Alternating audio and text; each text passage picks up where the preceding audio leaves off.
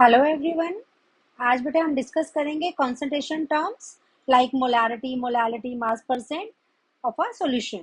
Solution क्या होता है? हमारा होमोजेनियस मिक्सचर होता है ऑफ टू और more than two chemically non reacting components. क्यों chemically non reactive? Because if they react with each other then a new compound is formed. तो इसलिए इंटरमिक्सिंग होनी चाहिए, रिएक्शन ना हो दोनों के बीच में। हम कौन सा सॉल्यूशन डिस्कस करते हैं? बाइनरी, जिसमें एक सोल्यूट होता है, एक सॉल्वेंट। इसके अलावा टर्नरी सॉल्यूशन तीन कंपोनेंट का, क्वाटरनरी फोर कंपोनेंट का हो गया। डाइल्यूट सॉल्यूशन हमारा क्या होता है? ऐसा सॉल्यूशन जिसमें सॉल्वेंट ज्यादा हो। अगर सोल्यूट ज्यादा है तो concentrated. Water as a solvent है तो एक्वस अदर देन वाटर आपने लिए तो हम स्पेसिफाई करोगे अल्कोहलिक है, इथेनॉल है, या किसमें आपने डिसॉल्व किया है। स्ट्रोक सॉल्यूशन लैब में आपका वो सॉल्यूशन कंसंट्रेटेड सॉल्यूशन होता है जिसकी हेल्प से आप डाइल्यूट सॉल्यूशन फॉर्म करते हो।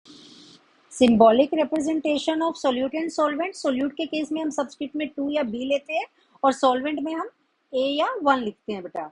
अब जैसे हमारा यहाँ पे है अमाउंट, अमाउंट W2 हो गया अमाउंट ऑफ सोल्यूट, W1 हो गया अमाउंट ऑफ सॉल्वेंट। ऐसे ही मोलिकुलर मास M2 हो गया आपका सोल्यूट के लिए और M1 हो गया सॉल्वेंट के लिए। Number of moles N2 for solute, N1 for solvent. ऐसे ही वॉल्यूम का हो गया mole fraction, density D2 for solute, D1 for the solvent.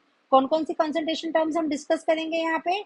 Mass percent, volume percent, mass by volume percent, parts per million, parts per billion, strength, molarity, molality, mole fraction, mass fraction, normality. Normality जो है आपके CBSE syllabus में नहीं, और यहाँ side में मैंने इन सभी की यूनिट्स मेंशन की है बेटा। फर्स्ट कंसंट्रेशन टर्म में यहाँ पे डिस्कस कर रही हूँ मास परसेंट। मास परसेंट, अब नंबर का परसेंट निकालते कैसे निकालते हैं? सपोज करो आपके 82 मार्क्स आए हैं 90 में से, तो 90 82 बाई 90 नंबर्स का फ्रैक्शन निकाला और उसको 100 से मल्टीप्लाई करते हो। ऐसे ही इस केस में हम क्या करेंगे? यहाँ पे पहले हमने मास फ्रैक्शन निकाला, mass of one of the component upon the total mass. Percent, cent मतलब 100, तो इस फ्रैक्शन को हम 100 से मल्टीप्लाई करेंगे, तो ऐसे आपका मास परसेंट आ जाएगा। सिंबॉलिक उसमें W बाई डब्ल्यू या बाय मास लिखेंगे। फॉर एग्जाम्पल अगर मैंने आपको दिया 12% HCl by W by W, तो it mean W2 amount of solute हुआ 12 ग्राम और अमाउंट ऑफ सॉल्वेंट होगा 88 ग्राम। कई बार क्वेश्चन में ऐसे लिख देंगे 65% glucose by mass, mean amount of solute is 65 ग्राम और अमाउंट ऑफ सॉल्वेंट कितना आ जाएगा हमारा? 35 ग्राम। नेक्स्ट कंसंट्रेशन टर्म है हमारी वॉल्यूम परसेंट। वॉल्यूम परसेंट में भी हम क्या करेंगे? वॉल्यूम फ्रैक्शन करेंगे और परसेंट के लिए हम उसको 100 से मल्टीप्लाई करेंगे। तो वॉल्यूम फ्रैक्शन क्या हुआ? Volume of solute upon volume of solution, percent means 100 से मल्टीप्लाई। कैसे शो करेंगे? V बाई वी या बाय वॉल्यूम की हेल्प से।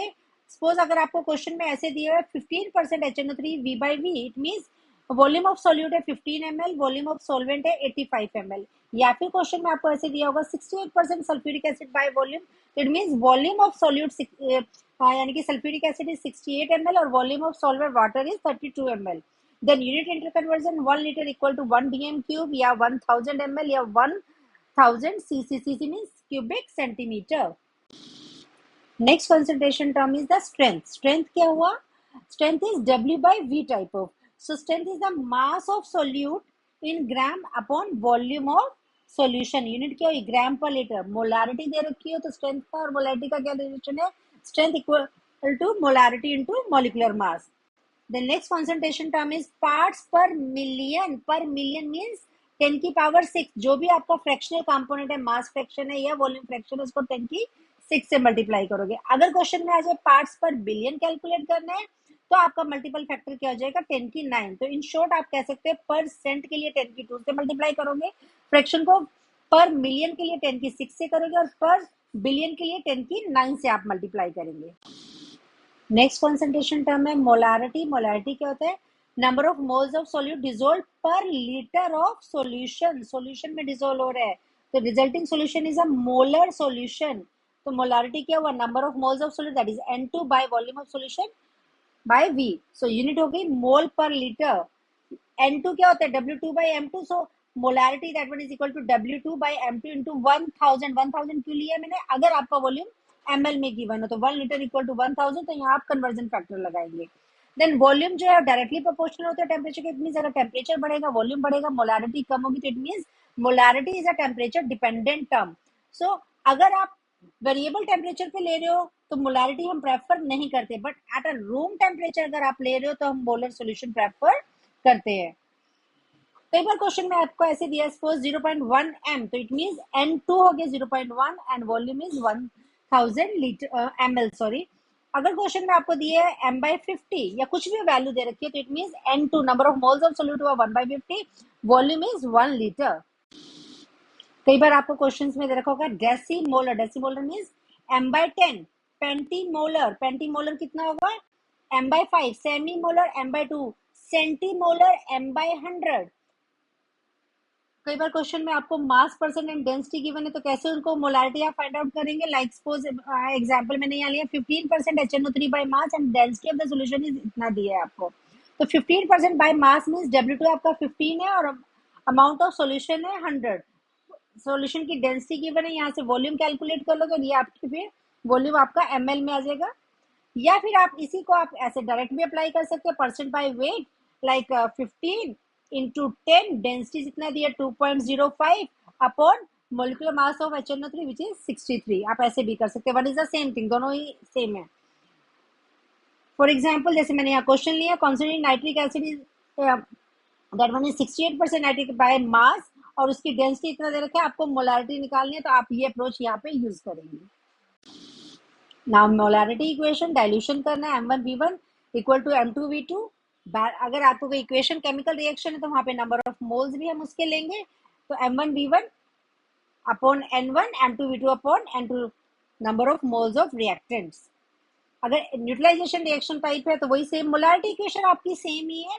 लाइक यहाँ पे HCl NaOH, यहाँ पे N फैक्टर आपका 1 ही आ रहा है, तो M1V1 equal to M2V2। Then molarity of intermixing M1V1 plus M2V2 equal to M3 जो रिजल्टेंट आ जाएगी plus V1 plus V2 total volume आ जाएगा। यहाँ पे मोलैलिटी, मोलैलिटी क्या हो गया आपका, number of moles of solute dissolve per KG of solvent. Molarity में हम सॉल्यूशन लेते हैं, यहाँ पे सोलवेंट है, सो फार्मूला क्या हुआ N2/W1। अगर आपका ये पार्ट सोल्यूमेंट का अमाउंट जो है ग्राम में गिवन है, तो N2/W1 इंटू 1000 आ जाएगा। यूनिट क्या हुई, मोल पर KG. Resulting solution is molar solution. For example question में अगर आपको दिया 2 स्मॉल m, तो N2 is 2 mole, W1 is 1 kg है। Next concentration term is mole fraction. It is the ratio of number of moles of one of the component to the total number of moles. Symbolic representation क्या है, chi की help से हम show करते हैं। chi2, chi1, chi2 is for the solute and chi1 for the solvent. chi2 is N2 number of moles of solute upon the total number of moles of solution. Total जो है आपका mole fraction solute plus it is always unit, चाहे आपका primary है या ternary solution है, as it is the number of ratio of number of moles, it has no unit and it is a temperature independent term because mass do not changes with temperature. तो आपका molality and mole fraction are temperature independent but molarity is temperature dependent term.